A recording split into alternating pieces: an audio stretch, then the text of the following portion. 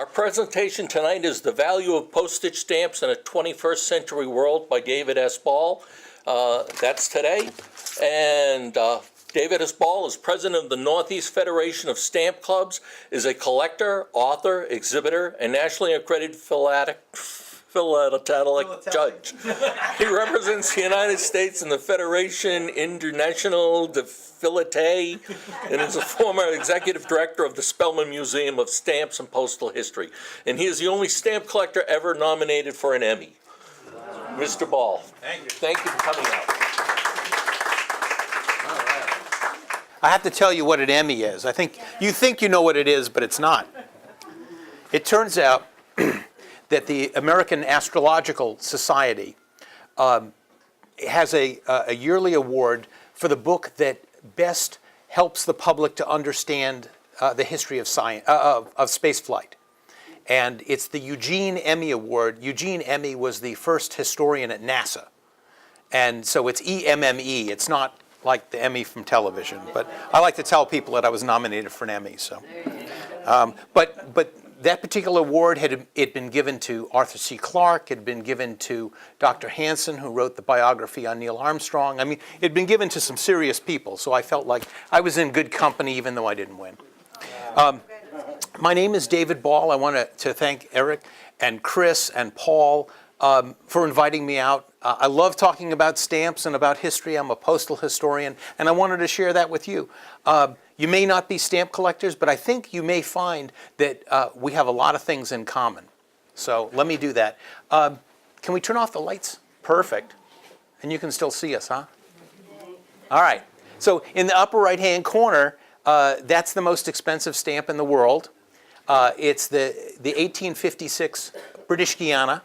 And it breaks all the rules for what an expensive stamp should be. An expensive stamp should be a high denomination stamp. Can you hear me okay? I'm doing, okay. A little higher, a little further. Okay, it breaks all the rules that you would imagine with an expensive stamp. An expensive stamp should be a high denomination stamp. It should be mint, meaning that it hasn't been canceled. It should have the gum on the back. It shouldn't be damaged and that kind of stuff. This particular stamp, it's lost a lot of its color. It's got 4 corners clipped. It's used. It's a 1-cent stamp, and yet it's worth close to $10 million. Wow. It was found by a 12-year-old stamp collector in his grandfather's attic. So there are treasures out there, or this one that more people have seen in the lower left-hand corner, the inverted Jenny. And the story with that one was when the government decided to have airmail in 1918, they issued a series of stamps. They issued this stamp, and they thought, oh, well, we'll make it 2 colors. So they run it through the press, and they get the red frame on it, and then they're running it through the press going the other way, and for some reason, one of the sheets got turned around. So they ended up printing the airplane upside down. So, and we could only find 1 sheet of this. There's 100 stamps. So people are at the post office buying postage stamps, and a guy says, well, give me a sheet of these stamps. That's $24. And he gets the sheet, and he looks at it, and he says, I don't want these. The airplanes are upside down. He hands it back to the clerk. Well, the guy behind him is a stamp collector, and he says, I'll take that sheet. So he takes it, and it immediately, I think he turns around and sells it within a week for $600. And it just keeps going up. And now a nice example of that stamp, like the one that's there, it's nicely centered and stuff, is maybe $1.5 million. You can get a copy somewhere between $250,000 and $1.5 million. So there are valuable stamps. That being said, most stamps are printed in the millions and the billions. So the chance that somehow, something that you tore off an envelope when you were 6 is somehow worth a fortune is probably kind of small. But that's okay. It can still be a lot of fun. So for stamp collectors, I think of stamp collectors along a continuum.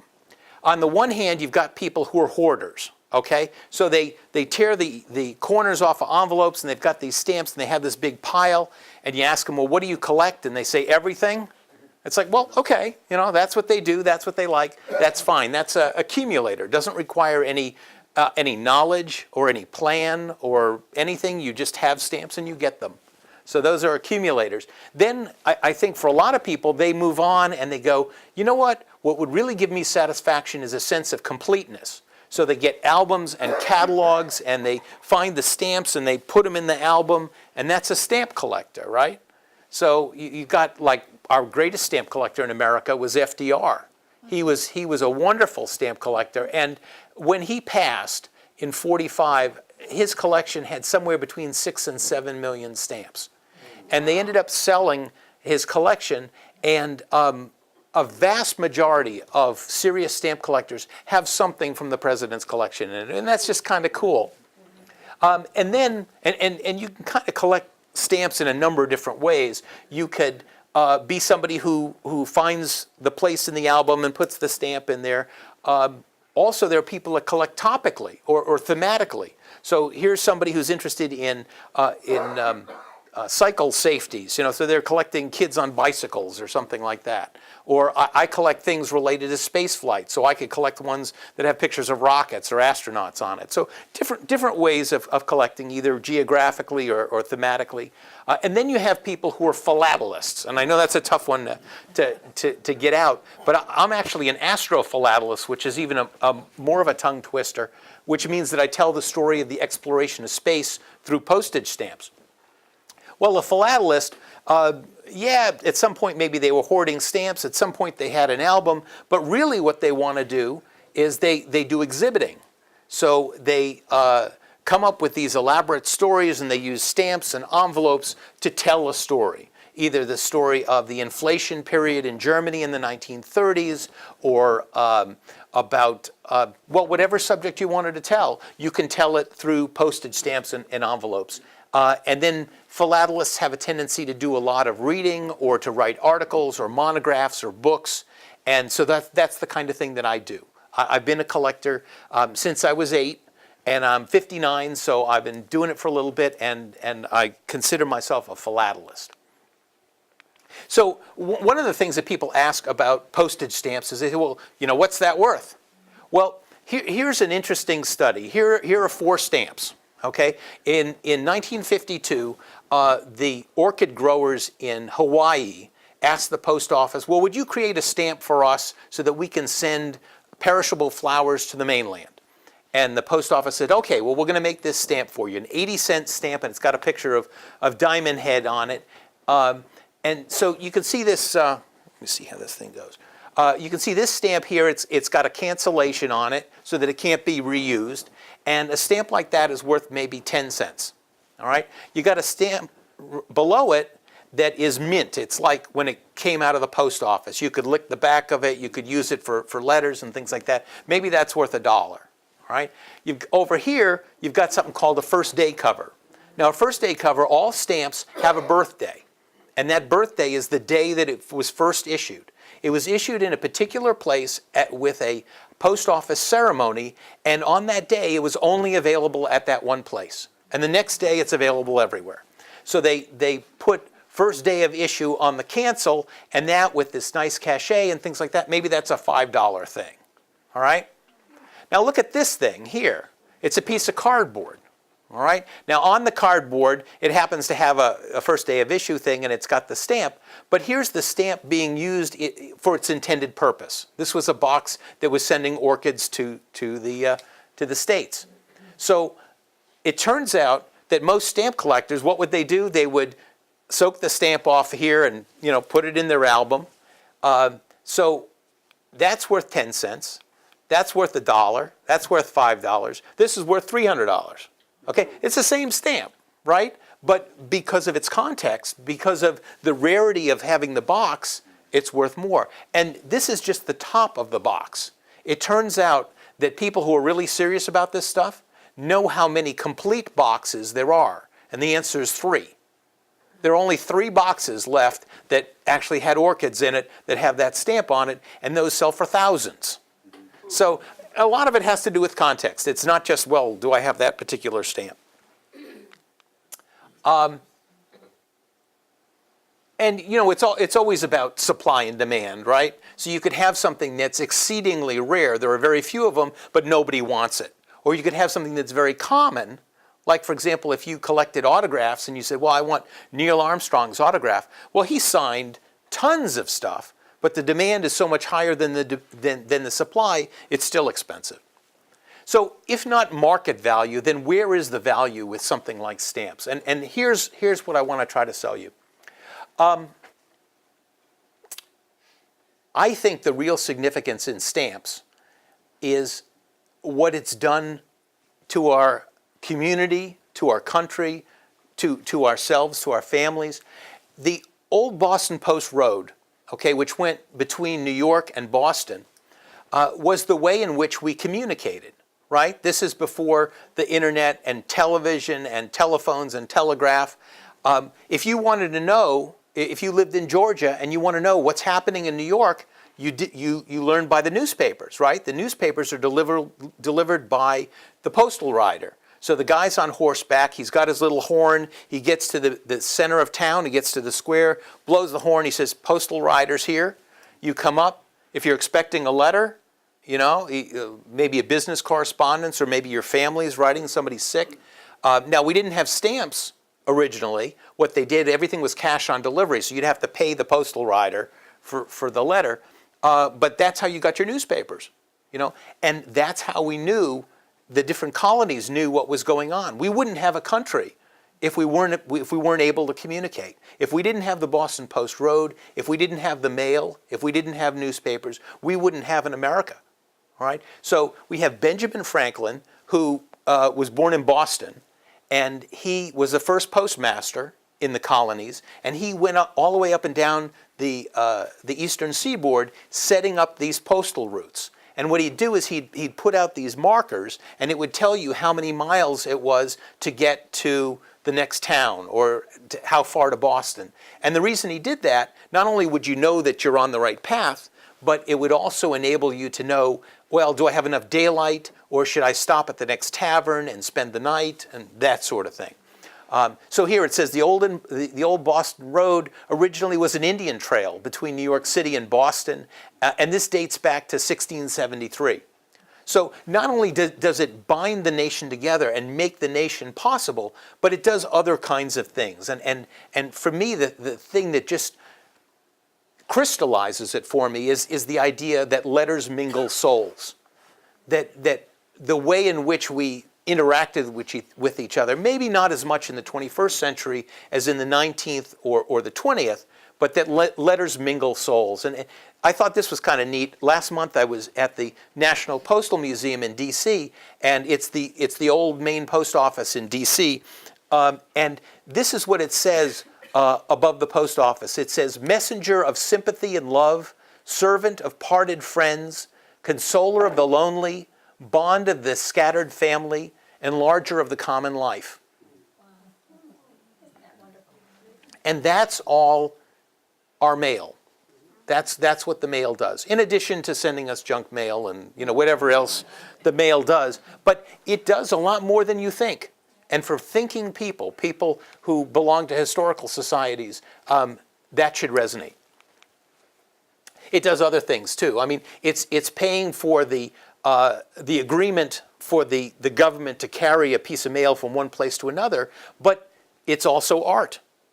It's an opportunity for governments to share their values, their culture, their art, things that are important to them, and so that's what they do. And you end up learning a lot about countries, not just because you don't know where this country's from, so you have to look it up on a map, or all of the countries that used to exist that don't anymore, and now you have to learn history in order to understand it. So for example, you think of India as being one country, right, and has been since 47, but how many countries issued stamps in India before it was India? It's 1,000. There were 1,000 feudal principalities in India issuing stamps. So, I mean, the idea of learning history just because you're picking up these old stamps and figuring out, well, where is this from? Is this the right rate for moving mail? Why did this envelope go the way that it went? I find it fascinating. So here's a question. What do the first man on the moon, Angela Merkel, JFK, and the Pope have in common? I know it sounds like a joke, but it's not a joke. So I want you to just have that stew in your brain, and we're going to come back and we'll answer the question. So as a philatelist, one of the things that I do is I exhibit. So here's part of one of my exhibits. I have an exhibit called Lindbergh Carries the Mail, 1926 to 1931. So before he flew the Atlantic and became famous, he was an airmail pilot. And so my exhibit, which is 80 pages long, is full of just envelopes that were carried by Lindbergh. And most of the flights that he did were inaugural flights. He worked with Pan Am and TWA, and he would be, because he was the famous guy after 27, and he would fly that first route and help them get business. So here he is kind of expanding from Miami through the Caribbean through South America, all of these little islands, and landing there for the first time in an airplane and having mail and stuff like that. So these are all examples of envelopes that were carried by Lindbergh in the 1920s. Here's a different one. I was on eBay and I found this stack of letters, and I looked at it because one of the things I collect is I collect polar mail. I'm interested in mail that was carried over the North Pole or South Pole or that sort of thing. And this was fascinating. It turns out that Admiral Byrd, who spent a lot of his time exploring the South Pole, there was somebody who was on one of his early expeditions in the early 30s, wanted to create a polar center in Boston. So he said, well, I'm going to have a fundraiser. And my fundraiser is going to be, I'm going to rent a jet, and we'll fly around the world, and I'll get all these rich people to get on it, and we'll raise money and build this center. And he does it. In 1968, he finds 60 titans of industry to put in $10,000 apiece, and they rent a 707, and they fly around the world. Now, it's not just flying around the world. They fly over the North Pole, and they drop a cairn to honor Admiral Byrd. But then they go big game hunting, and they go down the Amazon, and they go to Rio, and then they have a private audience with the Pope, and they meet the Prime Minister of Japan, and anything you can imagine doing, these guys did it in 3 weeks. So what this is a collection of letters from one of the guys to his wife, and every day he would land someplace else with different stamps, and he would just throw it in the mail. Here's a postcard from where I am now. And it's talking about all the things that he did. I mean, what a wonderful story. So this is called Around the World in 26 Days. And it's just a collection of letters from this guy to his wife. Here's a different one. This is my first love, astrophilately. So I could tell you the story of the first men to walk on the moon with 3 envelopes. In the first one, here, it's canceled on July 16th, 1969 at the Kennedy Space Center in Florida, because that's where the rocket went up, right? So that's the rocket taking off. But you're not really telling the story about them walking on the moon, because the people that controlled that event were where? Houston. Yeah, so they're in Texas, right? So you'd need something canceled on July 20th, 1969 in Houston.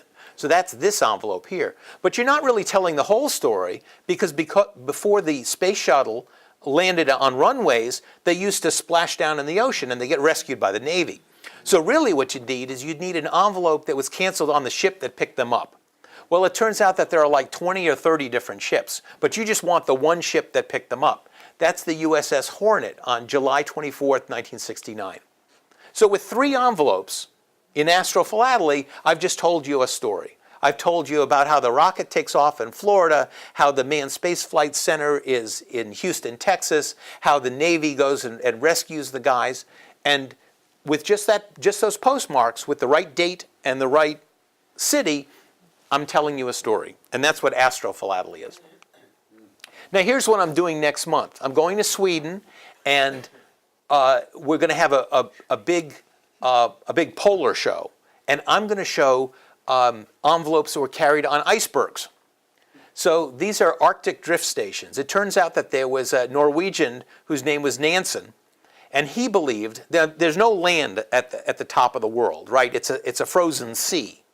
But he said, if you actually wanted to get to the top of the world, all you'd have to do is get in a ship that couldn't get crushed by the ice, and just sit in it, and it would float over the top of the world. In 1899, he said that. And then he built a ship that could not be crushed, and he did it. Oh my God. It took a couple of years for it to float across the top, but he did it. So it turns out that if you want to do research in the Arctic, One of the ways to do it is to get on a tabular iceberg, something, a flat sheet of ice that comes off of a glacier, and you can do all kinds of research on it. They're so big you can land airplanes on them. So, and they last, they don't break up for a year, a couple years. So the Russians, starting in 1937, started doing this. They would have meteorological stations. They'd be able to send out weather reports for ships at sea and things like that. Because, they have a long northern coast that's ice-locked. So from 1937 to 1991, the Russians were sending mail back and forth to these floating ice islands. Well, from 1952 to 1974, the Americans were doing that too, and they were doing all kinds of classified research for sonar, for nuclear submarines to be able to fight in an Arctic environment. So I'm going to tell that story. I'm going to do 40 pages on the Soviet stuff and 40 pages on the American stuff. So, what did the first man on the moon, Angela Merkel, JFK, and the Pope have in common? Well, you're right, but let's dig a little deeper, shall we? All right. Well, what happened? They were first. They were firsts, yeah, kind of. What I was doing, I was in Natick, and I was giving a talk to Rotarians. And I thought, well, they're probably not going to be stamp collectors and stuff. So what can I talk about that's going to resonate with them? And the answer is they're Rotarians. All right. Well, you can learn lots of things, right? So if there's something that's of interest to you, I'll bet you it's on a stamp. The U.S. has issued over 5,000 stamps. So, it turns out that I didn't know that there were Rotarian stamps. There are hundreds of Rotarian stamps from countries all over the world. You can tell all kinds of interesting stories. Let's say you wanted to tell a story about historical societies. I mean, you could pick any subject and you could tell that story postally. So let me tell you a little bit about this envelope. Somebody knows that I collect these stamps. These were stamps from 1918 to 1927 in Palestine. The British were given a mandate to take care of Palestine after the Great War. And so they used these Egypt Expeditionary Force, these EEF stamps, instead of creating new Palestine stamps, because they were concerned about cultural sensitivities and things like that. And I thought, well, what can I learn from this envelope? Well, it turns out this envelope didn't have a contents. There's no letter in it. There's nothing on the back of the envelope. So the only thing that you've got here is it's on Red Cross stationery.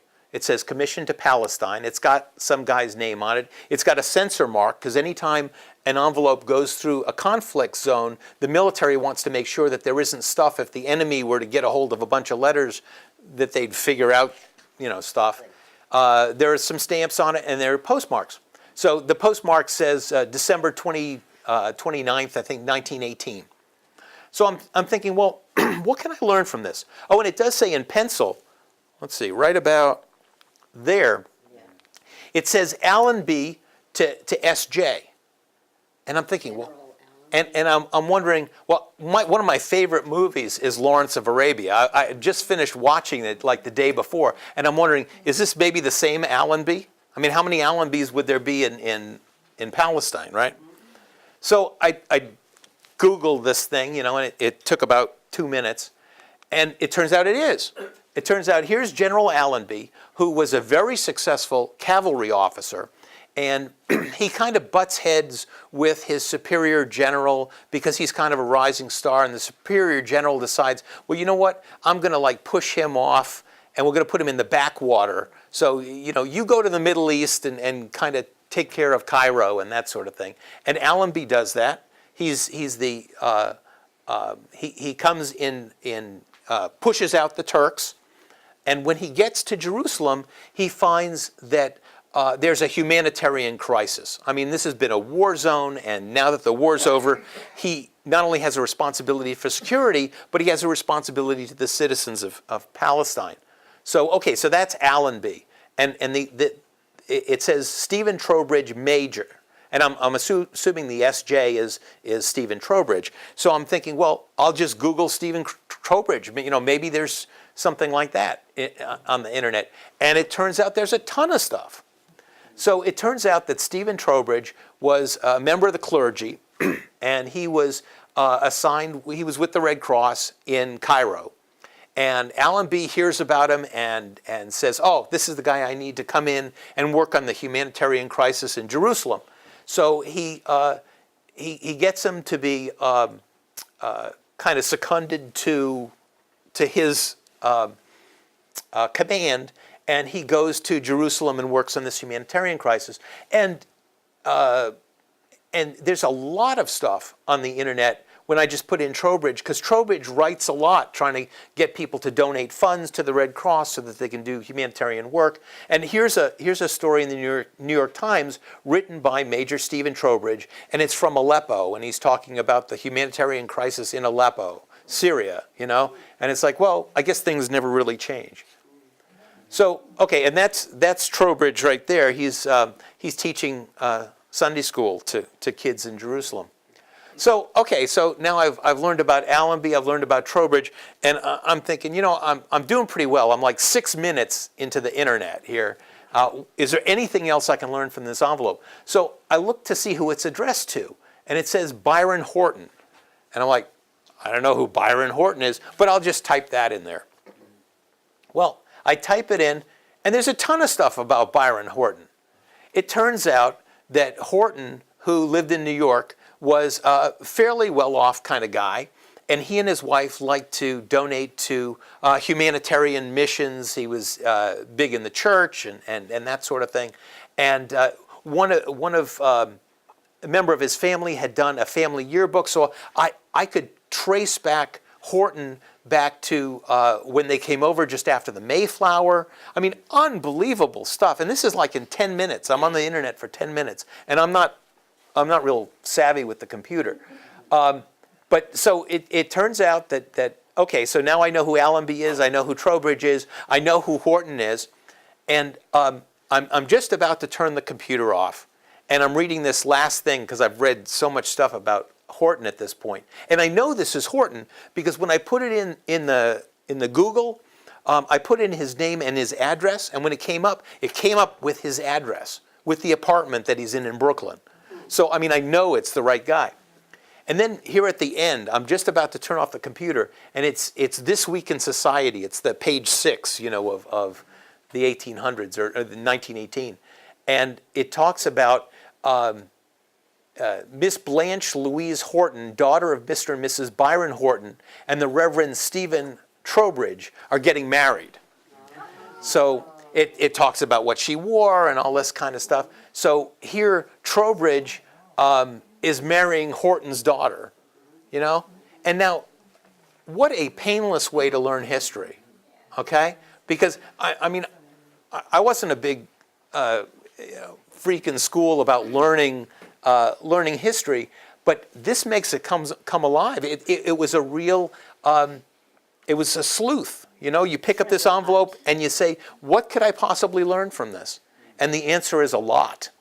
You know, and you wonder about the things that you have here and how you can explore and make connections and to be able to impart to other people history. And I got this envelope, and I looked at, this is from the Great War, right? The war to end all wars. And it's sent to some soldier, and it bounced around all over the place, and he's not here, and maybe he's over here and stuff. I haven't tried to figure this one out yet, but boy, what kind of information is on that envelope? The answer is a lot. And what I want to suggest is that you have a story too, that you might very well want to tell through philately. So I'm giving a talk to a stamp club, and a gentleman comes up to me and he says, well, you know, my dad worked for Bell Labs. He was a materials scientist. And I have a stack of postcards from all over the world from scientists asking for copies of his scientific papers.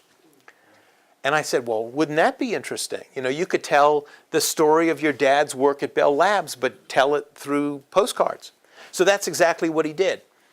He took the postcards and he learned about all the different things that he was doing during those times. And he said, I learned so many things. I didn't realize what he did during the Second World War, but I did because I was looking this stuff up. So taking the personal correspondence that he had in his home, taking his story and learning how that fits into a bigger context was fascinating for him. And he had a chance to articulate that for others. He put that up at the stamp show, and people came by and talking to him about it and stuff. And it really, it meant a lot to him, and it meant a lot to the people that got a chance to see it. So I'm giving this Docet tour over at the Spelman Museum, and if you haven't been there over at Regis College, it's a wonderful, it's a stamp museum. It's the outside of the Smithsonian in Washington, D.C. It's the only museum in the country that's dedicated to stamps and postal history. And I told them about this 70-year-old gentleman who had this stack of postcards, and someone comes up to me afterwards and says, well, you know, I got a bunch of letters that's sitting in my closet. I got a shoebox. I had this boy that was sweet on me when I was in high school, and he went off in the Marines. He went off to Vietnam, and I went off to college, and unfortunately he lost his life in Vietnam, but you know, maybe you could do something with that. So she gives me this shoebox, and I start reading these letters. And, you know, it's this young guy. He's idealistic. He, you know, gung-ho for flag and country.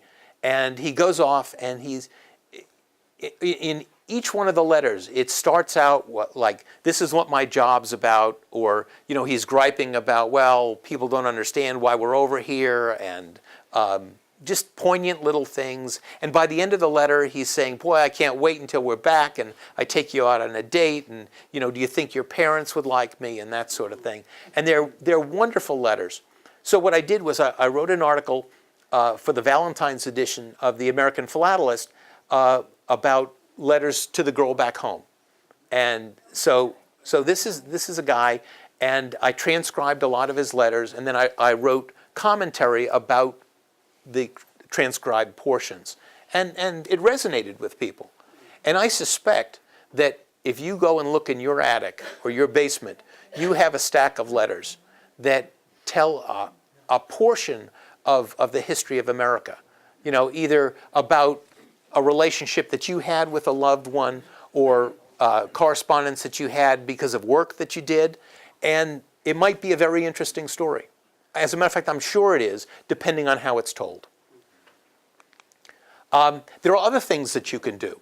I brought my #1 fan with me, my mom, and she's the one who got me started on stamps in 1967. And she was running for state rep from Natick. And I thought, well, okay, what I'll do is I'll get a bunch of stamps that I think are kind of have something to do with her, and I'll get them postmarked in the places that she would represent as the state representative. So, so she's from Vienna, so it's a flag of Austria. You know, American woman, there's Susan B. Anthony, women's suffrage, there's the flag of Massachusetts. And then I had them canceled in Natick and Framingham and at the State House in Boston. And that was nice. So last night, town meeting in Natick put out their annual report. Each year they put out an annual report. And last night it was dedicated to my parents.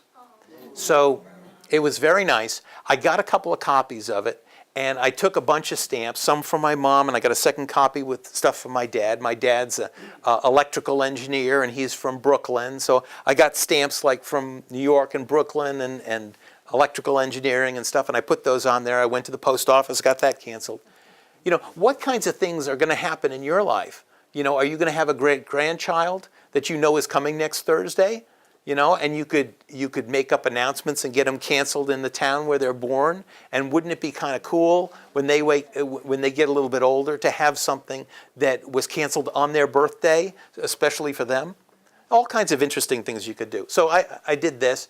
Then my brother and my dad were going off to Norway to take pictures of the Northern Lights. And I said, well, why don't you get me some stamps when you're up there? And he says, well, I'll do better than that. I'll make up a cover and I'll get it canceled where we go. So he did this. He chasing the Aurora, and he put stamps on it and got it canceled in all kinds of little ports and stuff. And I think it looks great.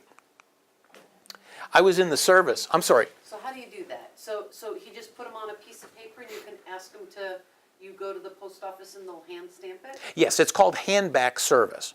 So if you go, like yesterday, I went with the annual report, and I went up there and I put the stamps in it, and she was going to cancel it, and I said, well, I think I'd do a better job. Would you mind if I borrow that? And she says, okay, you stand over there and you can stamp your stuff. So Really? yeah, so they'll either let you do it if you're particular about how it looks, or they might say, no, we're going to do it. Right. But it's called hand-back service. So if you give them something to cancel that has a stamp on it, an unused stamp, they'll cancel it. All right? No, For that no, date. for that date. So you can't, for example, backdate it. If you missed it by a day, you can't go and you say, well, could you turn it back and put yesterday on it? You can't do that. It's called back stamp dating. What's that? Even though it's called back stamp dating. Oh, yeah, yeah. Well, there are instances where backdating is acceptable.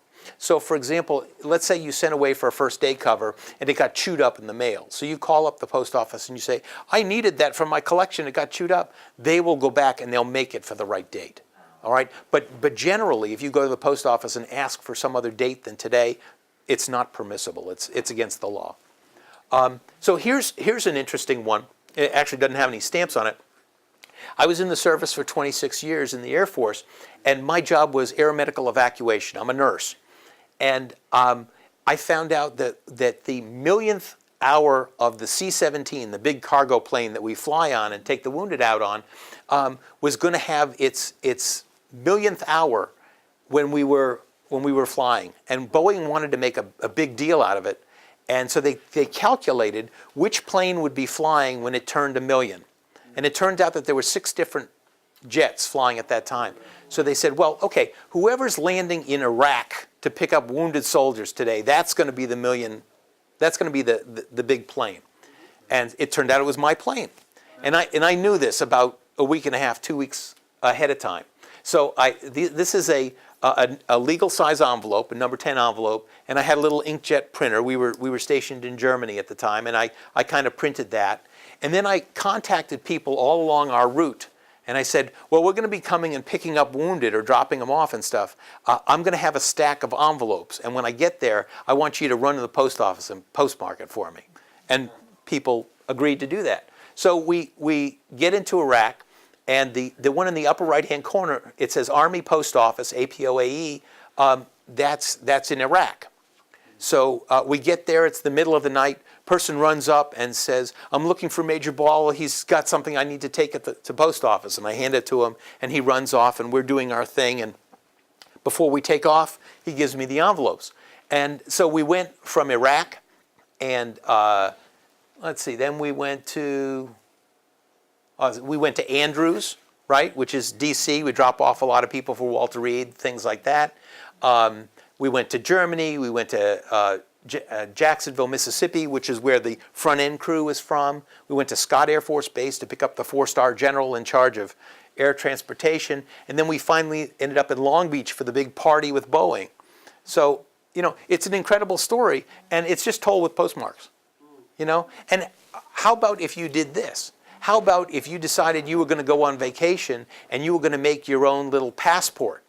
And every place you went, you found the post office there, and you got to cancel, and you say, well, on this day I was in, Wyoming or something like that. It's an interesting way of chronicling what you're doing.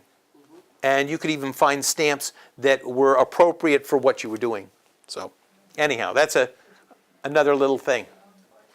We do have this wonderful museum, the Spellman Museum of Stamps and Postal History. Cardinal Spellman in 1923 started collecting stamps when he was in Rome. He's actually from Boston, and he was the auxiliary bishop in Boston before being tapped as the Archbishop of New York. And he ended up becoming friends with Eisenhower and FDR. And so FDR, when World War II happened, said, well, you're going to be the vicar to the armed services. So he flew all around the world during the Second World War, and every time he would show up someplace, someone would say, oh, you collect stamps, and they'd give him a stamp album. And, well, so he ended up with a lot of stamp albums, and he would just pass them to Sister Fidelma, who's over here. She's at Regis College, and says, hold on to this for me. Well, at this point, we've got somewhere between 2 and 3 million items in Weston. And they built this wonderful museum, and it's a wonderful place. You should, between Thursday and Sunday, it's open in the afternoons, and you should just come by and say hi. They do a lot of things. They have something they call a road show, where you can just bring in what you have, and they'll tell you whether or not it's valuable. You can also make an appointment and have the curator go through things, and they could explain how something was collected, if there's anything that's of great value, and if it is, where you could sell it if you wanted to sell it. We've got an actress that's coming who portrays Sally Ride, who was a stamp collector before she became America's first woman in space. We do merit badge programs and all that kind of stuff. There's also a wonderful program next week. There's a postal symposium at the Spelman, and some really impressive people. Yamil Khoury from Lexington has just written a very scholarly book on the Spanish-American War and postal history and the dynamics and politics between Spain and Cuba and the United States. And he'll be speaking, and all these guys are top flight. And then there's a big stamp show in Boxborough. And in the United States, we have 32 national shows. Many countries only have like one national show once a year. We have 32 shows a year. And one of those 32, it's called a World Series of Philately show, is in Boxborough, and it's this week. So if you're in the Boxborough area and you want to come, they have like 65 different dealers. We'll have lots of exhibits and things like that. And so if you like stamps, that's a thing to do. You gotta end with cats, right? So my wife and I, we got a couple of cats. This is Muon on the left. This is Lepton on the right. And they do everything together. They're sisters. And so this is them sleeping in the rocking chair. So thank you very much. I'll entertain any questions.